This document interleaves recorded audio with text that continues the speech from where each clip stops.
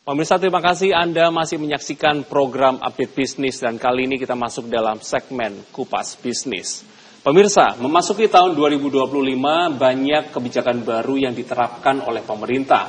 Bukan hanya program makan bergizi gratis, namun juga ada program baru yang menjadi perhatian banyak kalangan, yaitu sistem baru perpajakan yang dinamakan Cortex. Apa sebenarnya sistem Cortex dan bagaimana sistem itu berjalan? Dan kali ini kita akan berbincang dengan Pak Sabar L. Tobing selaku founder CEO Hi-Fi. Pak Sabar, selamat siang, apa kabar? Selamat siang Mas David. Baik Pak. Luar biasa Mas, sehat. Senang bisa berjumpa kembali ya. Senang banget. Tahun lalu Oktober kita ngobrol. Iya, tahun 2024. 2024 iya. Kita ngobrol soal PPN yang mau berjalan. PPN 12% yang mau berjalan. Ya, naik atau tidak gitu ya. Nah itu kan.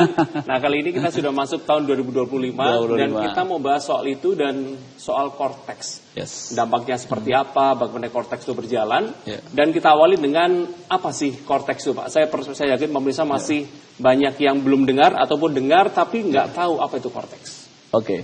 Baik, sebenarnya Cortex sistem ini adalah, kalau di luar negeri ya Pak, namanya sistem administrasi perpajakan sebenarnya. Makanya ini kan singkatan dari SIAP. Sistem Inti Administrasi Perpajakan. Ini sebagai platform yang dibangun oleh pemerintah Indonesia untuk mempermudah wajib pajak dalam hal melakukan hak dan kewajibannya. Mulai dari apa? Mulai dari pendaftaran sampai pelaporan sama perhitungan segala macam. Ya, sehingga akan tercermin di satu sistem, satu platform untuk bisa melihat, oh berarti kalau selama ini kan dia kan terpisah Pak. DCP online, kalau kita mau lapor PPN, PPH, dan juga untuk yang lainnya kan terpisah. Sekarang digabung, makanya core disatukan. Ya, ini keren banget sebenarnya. Makanya nggak heran kalau pemerintah Indonesia sampai melontarkan uang 1,3 triliun untuk membangun sistem ini. Wow. Dan ini luar biasa ya. Dan ini memang udah direncanakan jauh-jauh hari. Bukan tiba-tiba ini dijadikan di tahun 2025, Mas David. Ini udah dari sebelumnya.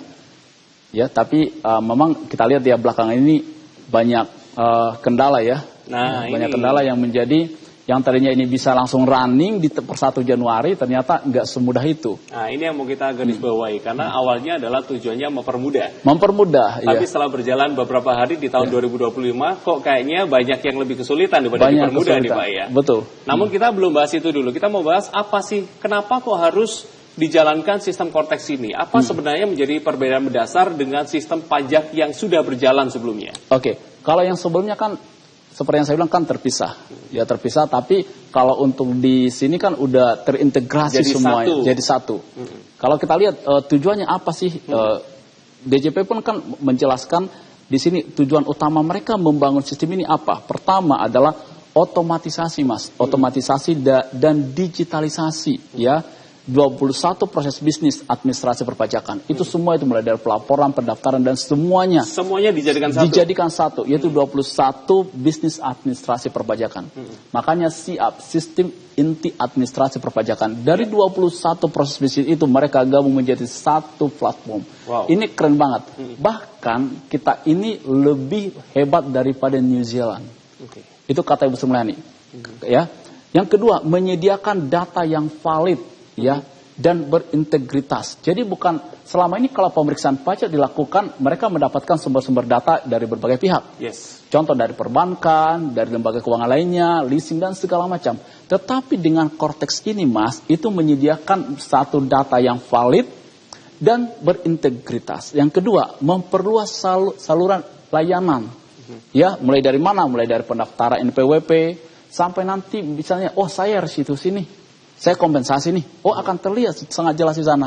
Bahkan saat dilakukan pemeriksaan Mas, kita mau pantau nih, udah sejauh mana proses pemeriksaan yang dilakukan oleh DJP ke kami. Kelihatan tuh di situ. Kelihatan semua di situ. Dan juga mengembangkan pengawasan kepatuhan wajib pajak berbasis resiko atau compliance risk management. Ya baru memperluas jaringan integrasi data pihak ketiga. Ini sangat penting.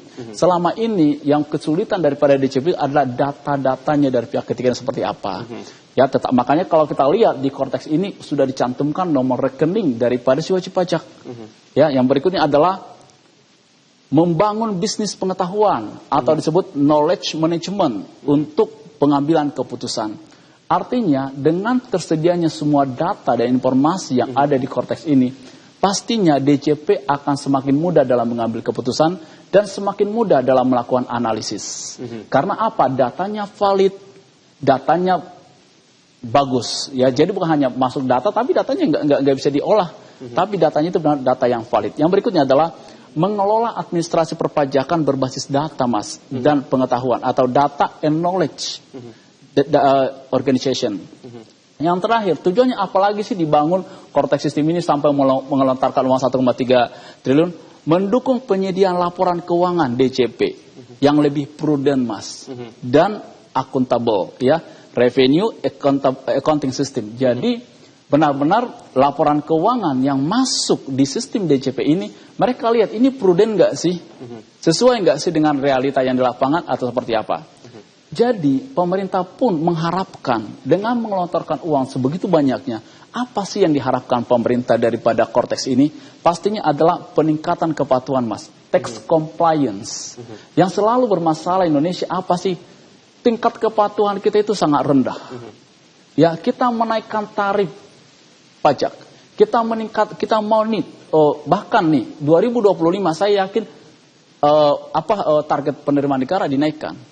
Karena seiring dengan APB yang sudah disusun sebelumnya di 2024. Otomatis kan di sini, oke, kita mau meningkatkan pendapatan nih, setiap tahun meningkat. Kita lihat nih data sebelumnya.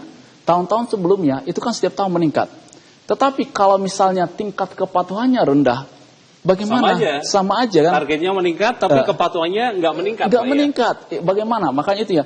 Yang diharapkan apa? Satu, tingkat kepatuhan, tax compliance kita bagaimana? Yang berikutnya, meningkatkan efisiensi, Mas. Efisiensi dan efektivitas pemungutan pajak.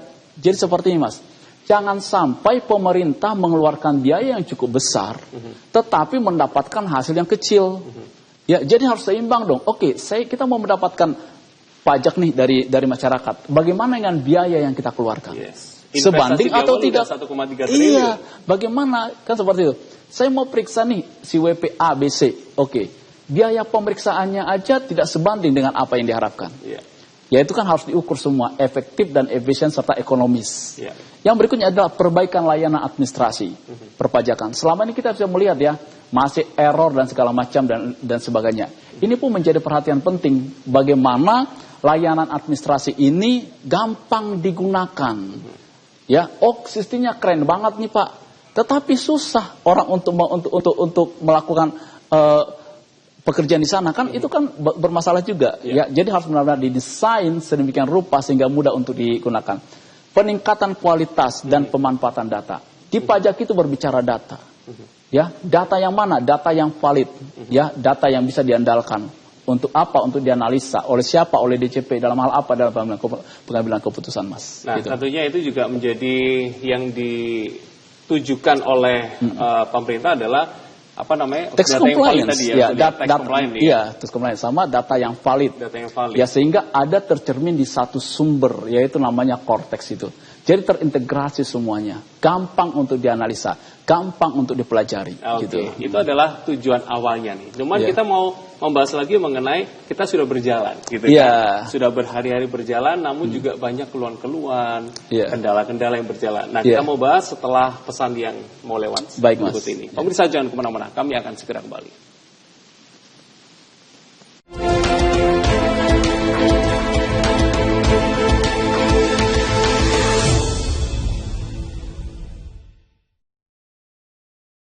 Pemirsa, pada siang ini kita masih berbincang dengan Pak Sabar L. Tobing selaku founder CEO dari High Five. Pak Sabar, kita tadi sudah membahas mengenai berbagai manfaat dan tujuan yang diterapkan oleh pemerintah dengan diberlakukannya Cortex, ya kan? Namun sekarang sudah berjalan. Banyak kendala, banyak keluhan yang terjadi. Sebelum menjawab pertanyaan itu, saya ingin mengapa sih kok pemerintah harus melakukan perubahan ini? Apakah memang kepatuhan dari masyarakat Indonesia itu begitu kecil? Ataukah ada perbandingan angka yang sangat menjomplang dari target dengan penerimaan yang diterima selama ini? Kenapa, Pak Sabar? Pastinya kan tingkat kepatuhannya kan rendah. Tax ratio kita itu masih jauh lebih rendah. Dibandingkan dengan dari PDB ya. Dibandingkan dengan negara-negara yang, gak usah negara maju lah. Ya negara sedang berkembang lah. Kita masih sangat rendah. Apa sih faktornya itu? Pertama ya, karena wajib pajak itu masih bisa melakukan penghindaran pajak secara agresif, mudah. Itu yang pertama. Sehingga dengan korteks sistem ini akan mempersempit ruang, gitu loh Mas. Ibaratnya yang selama ini luasnya sebesar ini, misalnya 10 meter, itu dipersempit. Dipersempit. Kenapa harus dipersempit? Supaya lebih mudah untuk diawasi. Ya kan? Itu yang pertama.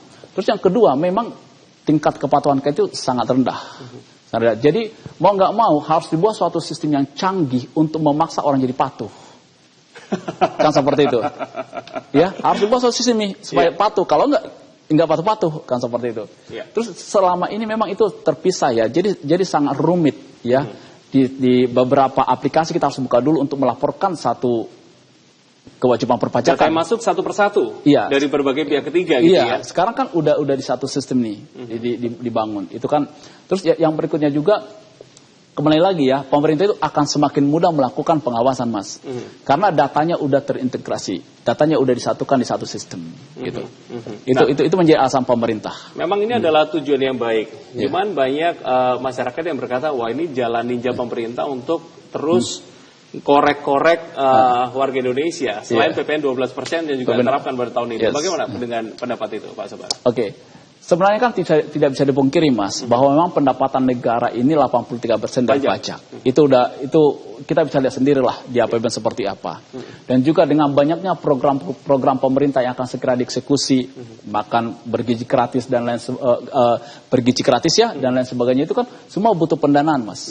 Ya, belum lagi yang saat ini progres kita di IKN seperti apa, itu kan butuh semua pendanaan. Sumbernya dari mana? Salah satunya dari pajak yang paling besar. Karena belum ada pendapatan yang lain yang bisa menggantikan pajak tersebut. Saya sangat yakin kalau pemerintah mendapatkan sumber yang lain dari segi pajak, mereka tidak akan agresif dalam melakukan pemungutan pajak tersebut. Kan seperti itu Mas. Itu yang menjadi poin penting. Ya. Terus tapi yang bisa kita lihat sekarang adalah kendala ya.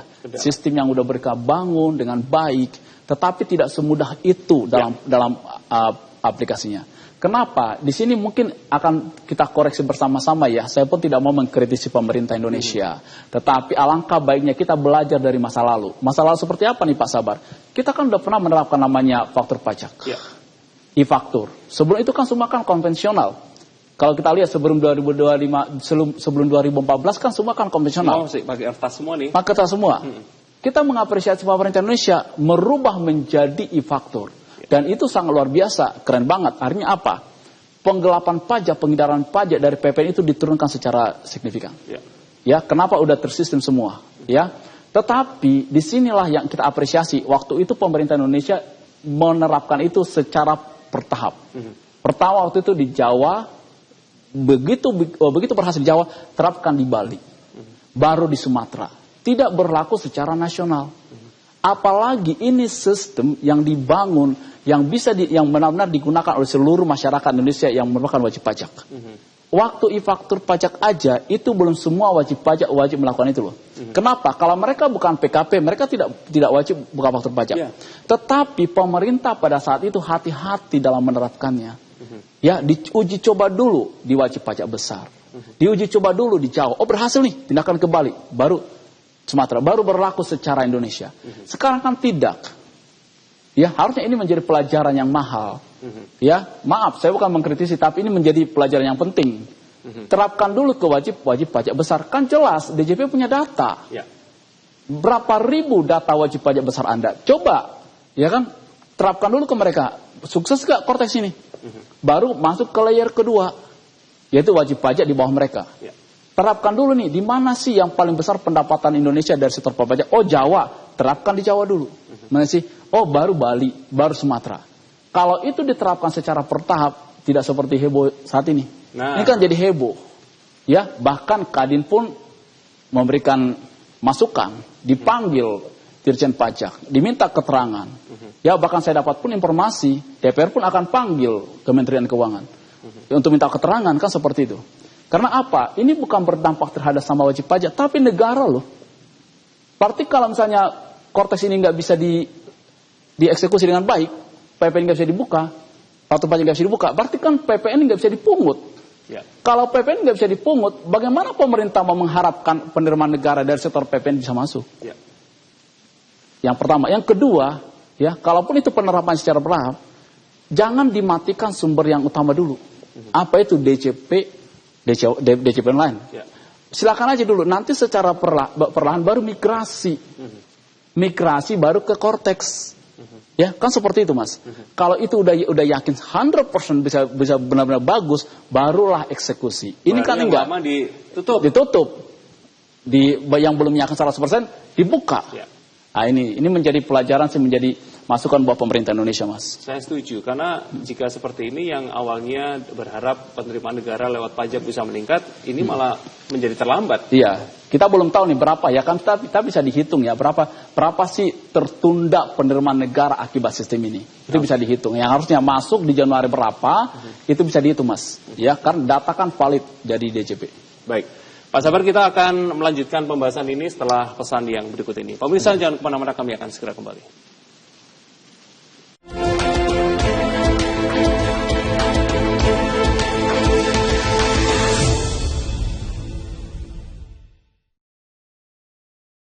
Terima kasih Anda masih menyaksikan Update Bisnis, dan siang hari ini kita masih berbicara dengan Pak Sabar L. Tobing selaku founder CEO dari High Five. Pak Sabar, kita tadi sudah mendengar banyak manfaat dan juga banyak keluhan. Banyak kendala yang terjadi di sistem perpajakan kali ini yang sudah berjalan, yaitu Cortex. Betul, Mas. Karena penerapan yang terlalu cepat, tidak bertahap, dan juga diterapkan ke semua lapis masyarakat. Indonesia. Iya kan? Nah, High Five hadir untuk masyarakat Indonesia. Kira-kira apa yang bisa dibantu dari High Five? Jadi awal berdirinya perusahaan kita ini, Mas, adalah konsepnya mendukung kebijakan pemerintah dalam kemudahan berusaha. Dan itu benar-benar menjadi visi daripada perusahaan ini. Ya, contoh kemudahan berusaha di mana nih? Ya, termasuk adalah terkait dengan perpajakannya. Ya, bukan hanya terkait dengan legalitasnya. Ya, pastinya kan bisnis Indonesia harus legal. Ya, kalau nggak legal kan ya bermasalah. Nggak bisa jalan, nggak bisa jalan. Bagaimana membuktikan bahwa perusahaan kita ini kan harus ada pengakuan dari pemerintah pastinya. Melalui apa? Melalui suatu statement, yaitu sebuah surat, yaitu melalui apa? Melalui akta, melalui keputusan Kementerian Hukum dan HAM. Melalui apa lagi? Melalui nomor induk berusaha yang diterbitkan oleh Badan Koordinator Penanaman Modal atau BKPN ya, atau dalam bentuk OSS. Itulah yang memvalidasi bahwa perusahaan kita ini, bahwa perusahaan yang dijalankan ini adalah sesuai dengan aturan yang berlaku di Indonesia. Resmi nih. Resmi. Karena tidak akan mungkin pemerintah menerbitkan suatu nomor induk berusaha kalau bertentangan dengan hukum yang berlaku di negara itu. Tidak akan mungkin. Jadi semua nomor induk berusaha yang diterbitkan oleh pemerintah Indonesia adalah sudah sesuai dengan peraturan perundang-undangan yang berlaku di Indonesia. Kan seperti itu. High Five hadir untuk mensupport, untuk mendukung kemudahan berusaha tersebut. Melalui apa? Melalui layanan yang one stop business solution, Mas. Ya, jadi layanan satu pintu, ya, sehingga sangat mudah buat warga negara Indonesia untuk memulai usaha. Ya, dan juga bagaimana mengembangkan bisnis pun kita pikirkan. Bagaimana membranding usahanya untuk bisa jualan. Dan bagaimana terkait dengan kepatuhan perpajakan mereka ke negara ini pun kita bimbing. Sehingga dengan total 20.000 perusahaan yang sudah kami bentuk, Mas, selama 2019 sampai hari ini, ya bertumbuh dengan baik. Ya, dan saya sangat yakin High Five berkontribusi ya untuk penerimaan negara. Kenapa bisa berkontribusi? Jelas. Karena dari satu perusahaan yang kami bentuk, minimal mereka merekrut 2-3 karyawan. Artinya apa? Di sana sudah menyerap tenaga kerja. Ya, kita melihat Indonesia akan mengalami bonus demografi. Artinya apa? Indonesia ini akan mengalami masa-masa emas. Bahkan kita berani mengklaim, ya Indonesia emas 2045. Setuju. Jangan sampai Indonesia cemas.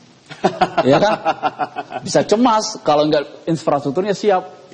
Ya, semua harus siap. Mulai dari siapa? Mulai dari para pelaku usaha. Harus bisa membuka lapangan pekerjaan. Ya, makanya dengan ratusan karyawan saya yang hari ini bekerja di High Five ini, ya, sedikit banyak membawa dampak positif terhadap negara, Pak. Mulai dari apa? Melalui PPh 21 mereka, pajak penghasilan mereka yang mereka store langsung, yang kita store ke negara. Melalui pajak pertambahan nilai yang sudah kita store ke negara. Melalui pajak penghasilan kita. Ya, itu sangat jelas, itu nyata banget itu di negara ini masuk. Melalui apa lagi, Mas? Melalui penerimaan negara bukan pajak, ya. Karena setiap penerbitan satu legalitas usaha Indonesia itu kita berkontribusi untuk Indonesia. Coba Mas bayangkan, 20.000 dikali sekian, berapa miliar negara Indonesia sudah mendapatkan uang dari perusahaan kami. Ya, di samping itu kami menurunkan tingkat pengangguran Indonesia. Ya, semoga dengan hadirnya HIPF ini tetap berkontribusi Mas, ya, untuk membangun Indonesia yang lebih baik di 2025 sampai ke depannya. Oke. Dan untuk pemirsa yang mungkin pengen bertanya lebih lanjut atau mendapatkan informasi lebih lanjut mengenai HIPF, ada call center yang bisa dihubungi, yaitu di nomor 0812 9229 5935. Itu adalah call center dari HIPF Surabaya. Saya ulangi satu kali lagi, 0812 9229 5935. Satu pertanyaan lagi untuk Pak Sabar. Kira-kira dengan diberlakukannya sistem pajak baru Cortex, sebenarnya siapa yang diuntungkan dari semuanya ini? Oke, yang paling diuntungkan adalah pertama pemerintah. Pastinya kan seperti itu. Kenapa sih Mas pemerintah yang sangat diuntungkan? Karena memang pajak ini adalah hak pemerintah. Dan memang saya tidak heran ya kalau pemerintah Indonesia membangun suatu sistem yang sangat canggih dengan mengelontarkan uang begitu triliunan untuk mendapatkan hak mereka. Berarti selama ini pemerintah Indonesia tidak menerima haknya sepenuh dong. Pastinya itu bisa sangat jelas. Dari mana Pak Sabar kok bisa ngomong seperti itu? Dari tingkat kepatuhan, tax compliance. Benar sih? Tingkat kepatuhan kita sangat kecil. Artinya yang patuh sangat sedikit. Berarti lebih banyak yang belum patuh di Indonesia ini terkait dengan perpajakannya. Sehingga apa? Pemerintah Indonesia yang harusnya dia mendapatkan haknya, dia nggak dapatkan. Kan seperti itu. Kalau semuanya patuh, berarti pemerintah nggak perlu mempersiapkan suatu sistem yang sangat canggih. Karena mereka tahu ada hak saya yang belum saya dapatkan. Itu kan pemikiran pemerintah. Dan itu wajar-wajar saja. Wajar-wajar saja. Contoh nih, kayak Mas David atau saya tahu di depan itu adalah hak saya. Misalnya hak saya itu 1 juta. Yang saya terima baru 200.000. Saya akan berusaha semaksimal mungkin untuk mendapatkan semua hak saya. Sama nih logikanya juga seperti itu. Tingkat kepatuhan Indonesia sangat rendah, tax compliance-nya. Berarti yang belum patuh makin banyak. Yang belum patuh inilah Mas, yang tadinya itu uang negara dari situ mereka yang nggak dapatkan. Gitu Mas. Namun di satu sisi dengan adanya penerimaan yang tentunya diharapkan oleh negara itu bertambah, itu juga pastinya ada hak dari warga negara yang pastinya juga dapat bertambah. Pasti Mas. Karena begini, semakin penerimaan negara Indonesia ini semakin bagus, berarti kan negara ini mendapatkan penerimaan dari Indonesia sendiri tanpa mengharapkan utang, tanpa mengharapkan pinjaman. Di sini kita sudah sangat diuntungkan. Yang tadinya kita harus mendapatkan pinjaman dari luar negeri, kita bayar bunga, kita tidak perlu bayar bunga lagi. Artinya apa? Total bunga yang kita bayarkan ke luar negeri udah bisa digunakan untuk apa? Sektor pendidikan. Menambah untuk anak-anak sekolah yang makan bergizi gratis.